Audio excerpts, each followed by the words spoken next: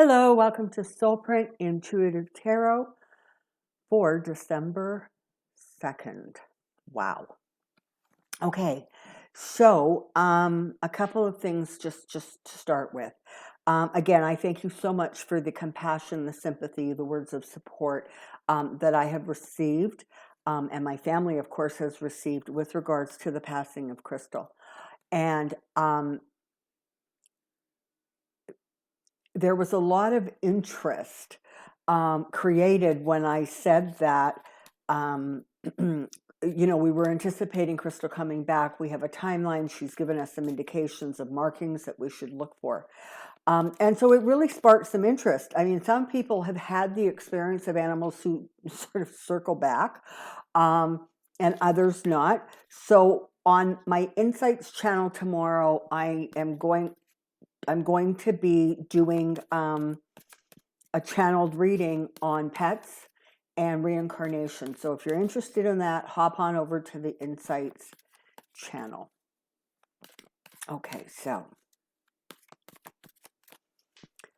today I thought it would be a good idea to take a look at the Trump family, the kids, the businesses, and see if we can get a little bit of a handle on what's kind of going on. I think Ivanka is the one that has most people curious because she is,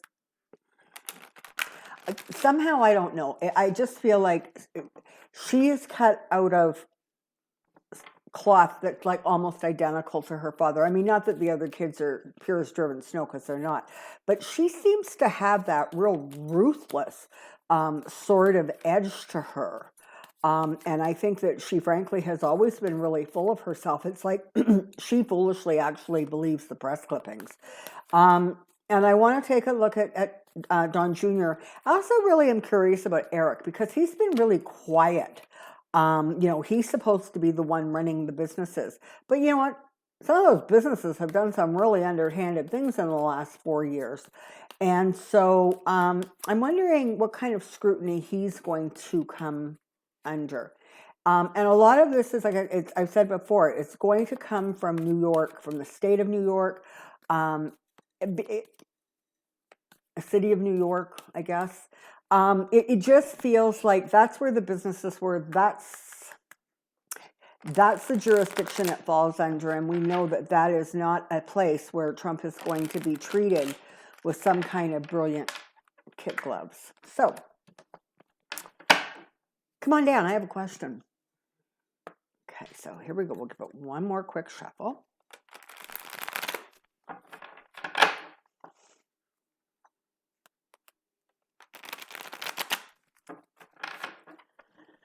All right, here we go.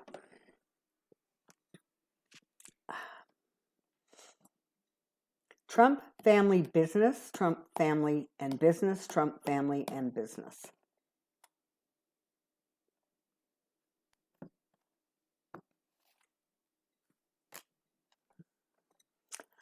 Oh boy, there is serious exposure coming along. And that is going to shed light on all kinds of stuff that, until now was sort of in the shadows.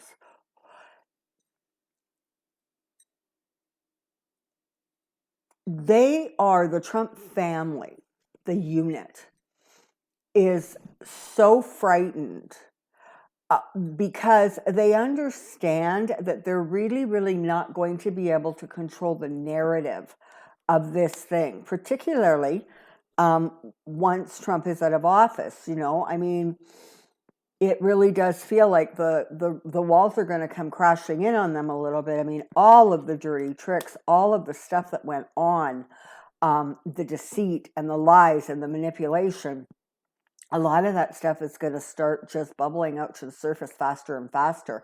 Things that the Trump family is well aware of, but they, want to keep it quiet. There's partnerships that they really, really want to keep quiet. There's a business arrangements, that are sort of really under the table. And when this exposure happens, it's going to happen really quickly. And, you know, lots coming after them, right? They think that in some ways, unbelievably, they think that once, you know, Daddy Trump leaves the White House, they sort of feel like they're going to be able to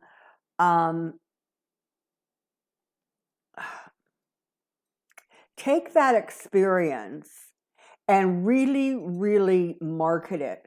Really, really, you know, sort of that's where they believe that they're going to come into their stride in terms of making money off of the Trump presidency, the Trump name, etc.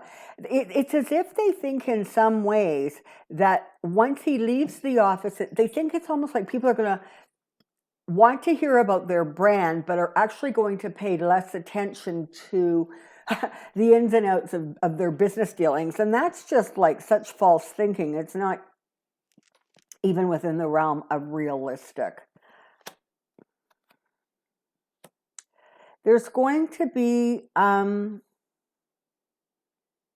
there's going to be judgments that are passed. Listen, this is the thing. I would not be the slightest bit surprised if really, really, as soon as Trump leaves office, and I don't mean that second, but like days, weeks, etc., I think you're really going to see indictments coming out fast and furious. And I think you're going to see a lot of pushback coming from the Trumps and, you know, screaming about how this is unfair and, you know, it's bad enough the election was stolen, but now they're, you know, those awful Democrats are still trying to like destroy the company and the family name. There's going to be a lot of yakking.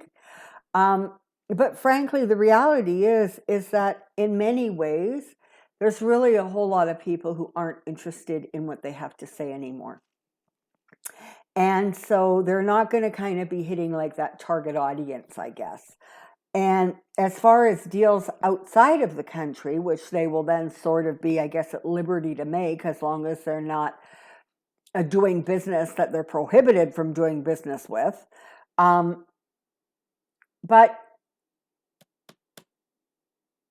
it feels as if, you know, it's just not going to be good for them. It just feels as if there's going to be so much information coming out and it's going to get harder and harder for them to spin it. It feels like it's going to get harder and harder for them to manage the situation. Okay, let's start. So that's sort of a bit of, I guess, an overview. So I want to, let's start with them individually. And I want to start with Ivanka because she really, I don't know, somehow in some ways, she really feels like she's the center of the situation in terms of the kids. You know, Donald doesn't relinquish a whole heck of a lot, as you found out when he took the presidency. But it feels as if in his absence, she has sort of established herself as Daddy's voice, right? Maybe she thinks she's the Trump whisperer. I'm not sure.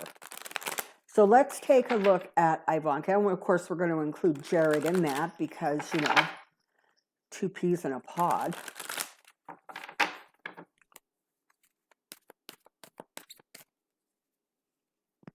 Here we go. Criminal liability, Ivanka, Jared. Criminal liability, Ivanka, Jared. Criminal liability, Ivanka, Jared. And of all the kids, she is, of course, the one that there's the most talk about her, you know, kind of betraying Daddy. So, okay, so we're going to start with these three that just didn't, you know, that fell out. So we're gonna establish this card in this reading as Ivanka, okay? And she really does, she is beyond herself. with fear and worry about exactly this, right? Being in poverty, losing the social circle, losing whatever it is that she feels makes her her. I'm hearing a cat, and I'm just not sure where I'm hearing it from. Anyways, so she's in a place, I think, in some ways, where she is again. She has such a like Donald energy. And you know what? This is the thing. He does not hesitate to throw anybody under the bus, and she's learned that. And I'm not exactly sure that there is any distinction between family and non-family members when it comes to throwing people under the bus. I'm just not convinced. Yeah, there really is this idea that they're going to be able to just pop back into some previous life. Well, the thing is, first of all, New York doesn't want them back. Okay.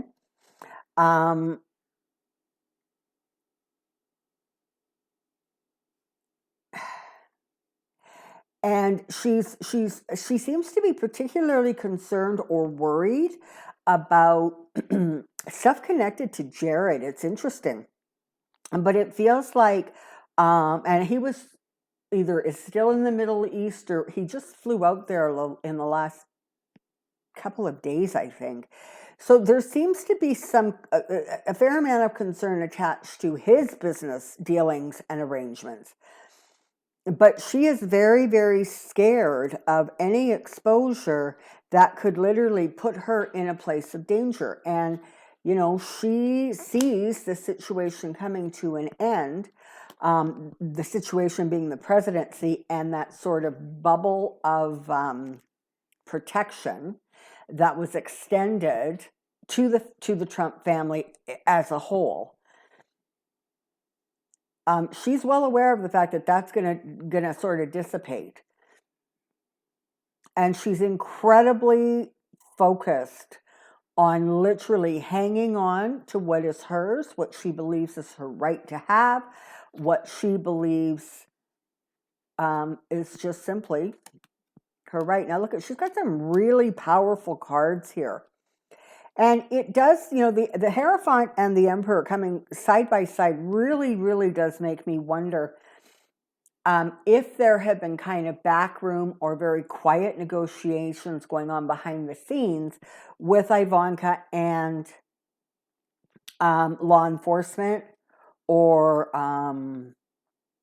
a judiciary system.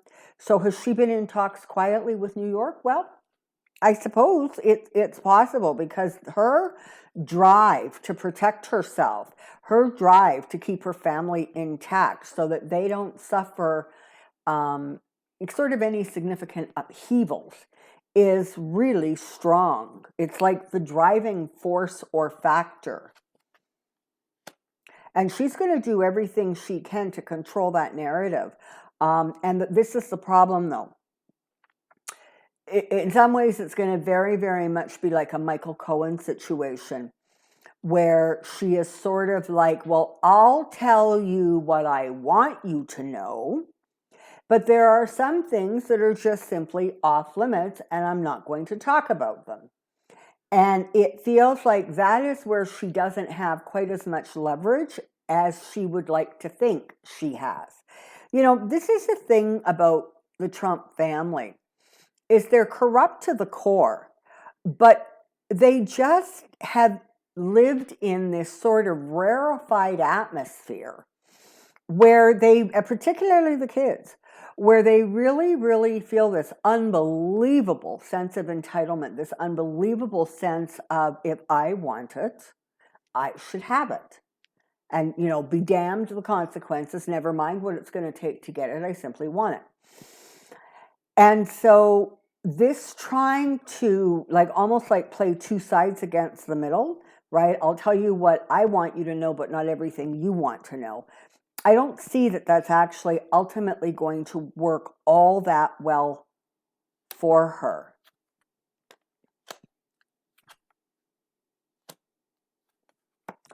But having said that,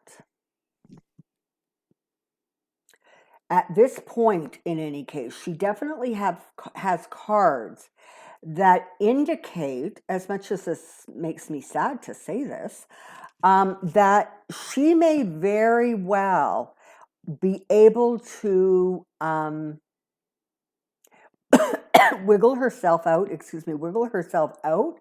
of the worst of the legal jeopardy.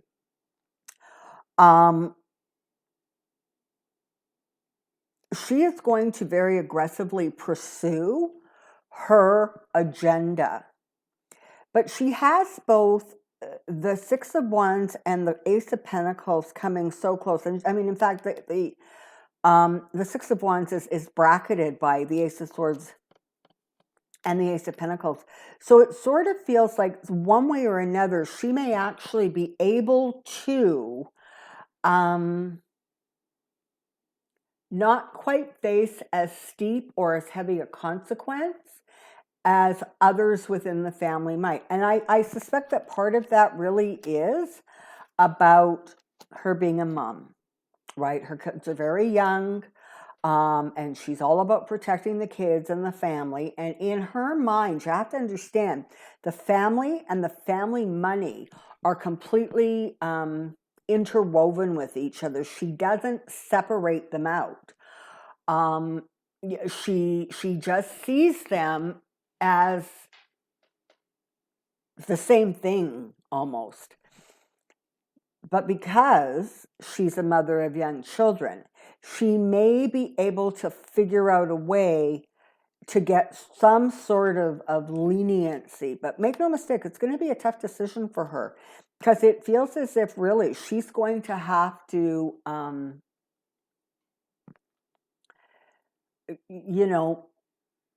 maybe, and this is the thing, they're not exactly the smartest crayons or sharpest crayons in the box, this family. And so I just sort of want to say that I'm not sure that she's actually smart enough to ensure that going forward she's completely protected. So it feels like, yep, there's a decision to be made, and it's not going to be a pleasant one or an easy one.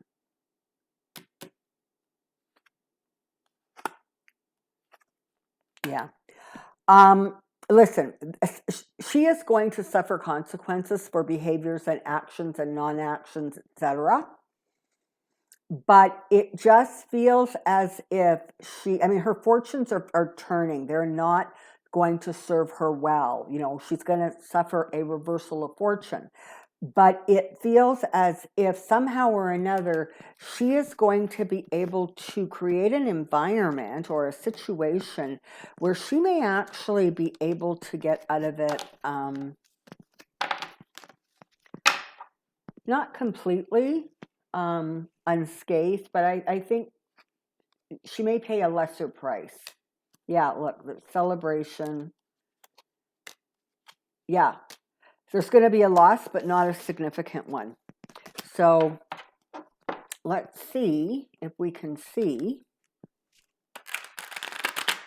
I think maybe we'll take a look at Don Jr. yet. Has anybody actually heard how he is doing since his COVID diagnosis? And this is the thing, right? All those people in government or affiliated with government who got COVID as a result, frankly, of their own recklessness and their complete inability to follow science. But they had access very much to the same kind of medication and medication treatment that Trump had when he was in hospital with COVID. And so that is how come, even though there's large numbers of people who get it in that circle, there really haven't been sort of severe reactions, right? But I really believe that that's in part because they were afforded treatments that, of course, are not available to the rest of the world, the rest of the people in your country, even, doctors, nurses, frontline workers. But I guess, that's kind of the way it is. Let's take a look at Don Jr., shall we? Legal liability, Don Jr., legal liability, Don Jr., legal liability, Don Jr.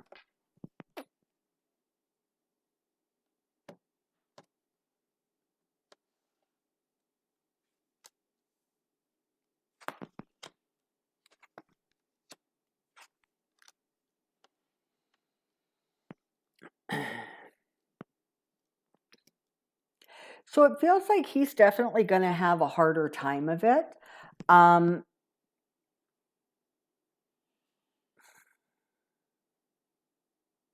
you know, in some ways, it doesn't feel as if he's going to be getting particularly good legal advice, certainly initially. Now, I don't know if that's going to shift or change over time, but it feels as if the lawyers that they're going to reach out to are not very good.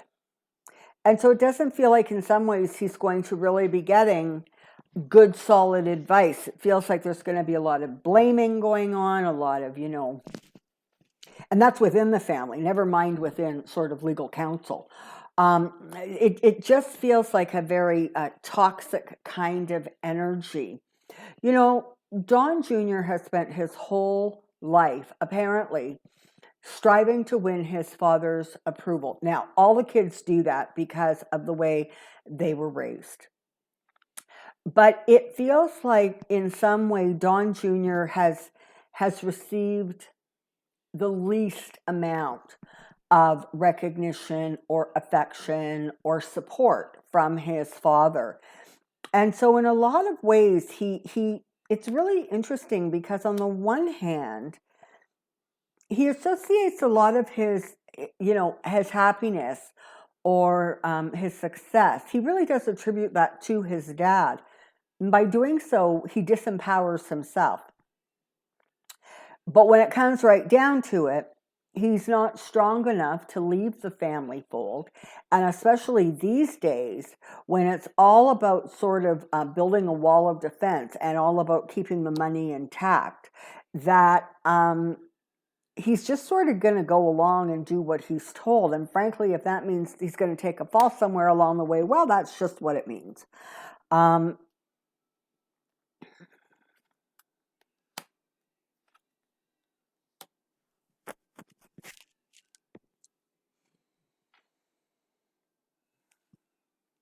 Yeah, so it's interesting. See, right? I don't read this victory card so much as a victory for him.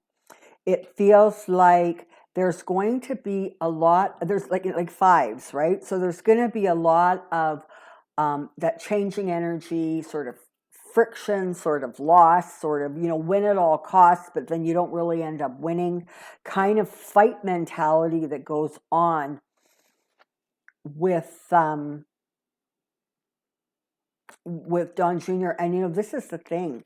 He still believes, he still thinks that he's safe, that he's protected, because even though he kind of knows he's not daddy's favorite, he also feels very, very secure in the Trump family name / power. And what he's going to discover is that, yeah, you know what? That was an illusion created by A in the first place before 4 years ago. You were sort of like this local family who the rest of the world kind of knew about, but you weren't granted any particular significance or importance in the world. You guys were just like another reality show family who happened to sell mattresses, steak, and and build hotels or something. But he really, really believes that the name and it's going to just somehow carry him through, and it's not going to happen. And he really believes that the power of the presidency is going to be in place to protect them going forward. And I just actually don't see that as being a potential. And more, it feels very much as if it's going to be hard to sort of get him to understand that.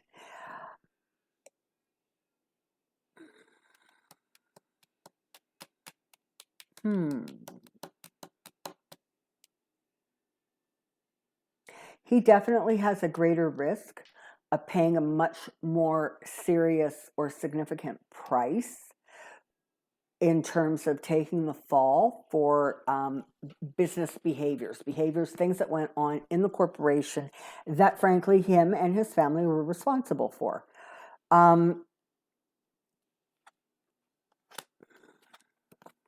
Yeah. Okay, so the Two of Cups here is sort of telling a story about, sticking together, holding together with the family. And ultimately, again, this is the thing, the Wheel of Fortune for this family going forward in the immediate future is never going to be read straight up. It's always going to be read, for me anyways, in the reverse position. Because whatever glory, whatever protection, whatever they got away with, that's going to come to a halt really, really quick. And when he starts getting flooded with, indictments and subpoenas and all that kind of stuff, it's not going to end so well for them. And like I said, a lot of the trickery, a lot of the deceit, that stuff is going to come out. And I just don't feel like he's going to have really good legal representation. And, later on down the line, they may very well try to change lawyers or get somebody that is a better fit or smarter or whatever.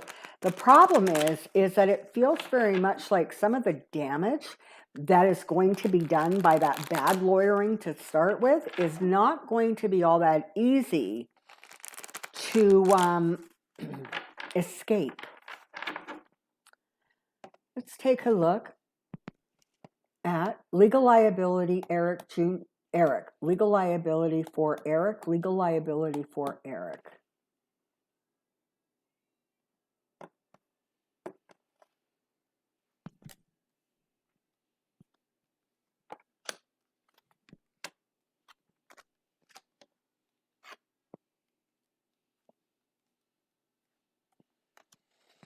Yeah.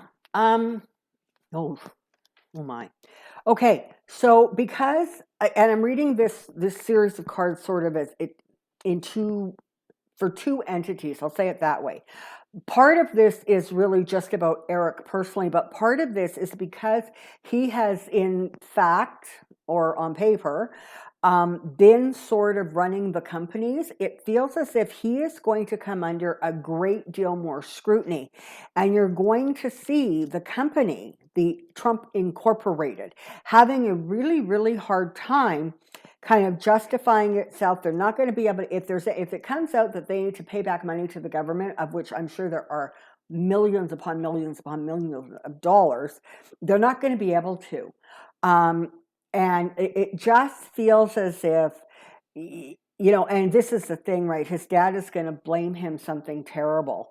But in many ways, sort of Eric has I don't know, it feels like more clarity about it, just exactly how much trouble or danger the businesses are in.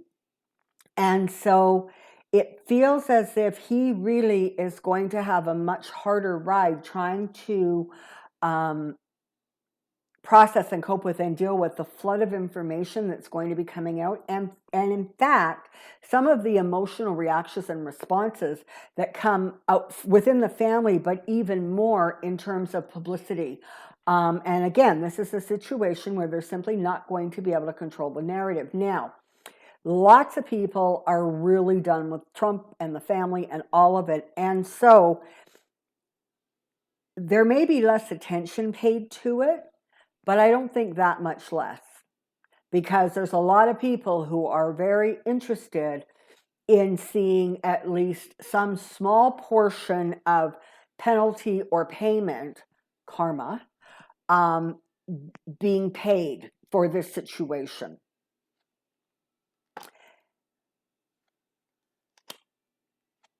Yeah. Justice is going to come. I feel like in some ways I'm not, but it feels like Eric's going to really take a hit. And I don't know you know, that means he's going to end up in prison for 100 years. I mean, I don't think that, but it feels as if in some ways his life is going to suffer some of the deepest cuts or the greatest hits.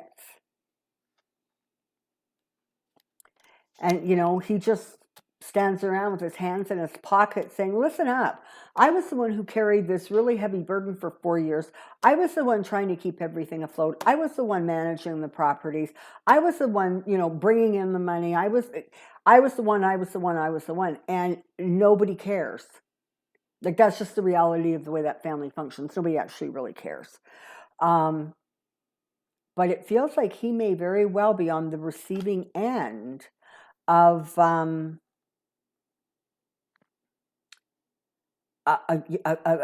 hard times. Yeah. It just really feels for Eric as if he's going to take, it feels like he's going to have the hardest time explaining or justifying because he's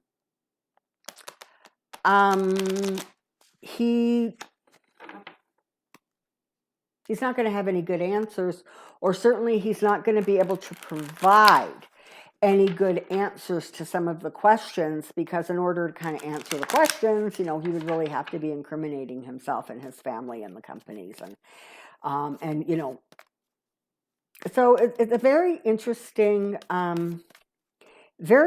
situation, and I'm gonna just take a super quick look at how Trump, you know, Donald Trump Sr., ex-president, ex-impeached president, running around screaming for a pardon, that guy. I want to just take a look quick and see if we can get any insight into sort of how he is going, you know, because one of the things that's going to happen, of course, is unless it's really, really advantageous for him not to, he is going to resume, you know, his place and position within the companies. And so Eric, just because of that, is going to get bumped down the ladder.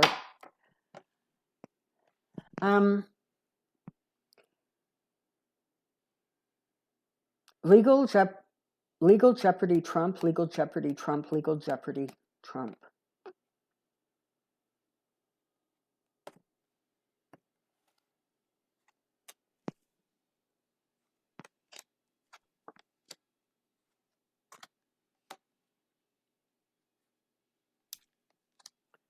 You know, sometimes you're just almost scared to turn over the next card. Okay, so here we have it, right? There's going to be a lot of exposure. There's going to be stuff that has been secreted, kept quiet, kept under wraps, kept with the lid on. Not only within the government, but frankly within some of his dealings and outstanding court cases. I think the lady who accused him of assault in the department store dressing room, that case feels, she's just popped into my head, it really doesn't feel like that's going to go so well for Trump if he persists in pursuing it and or denying it. So he's got stuff coming at him that's really going to not face up to exposure.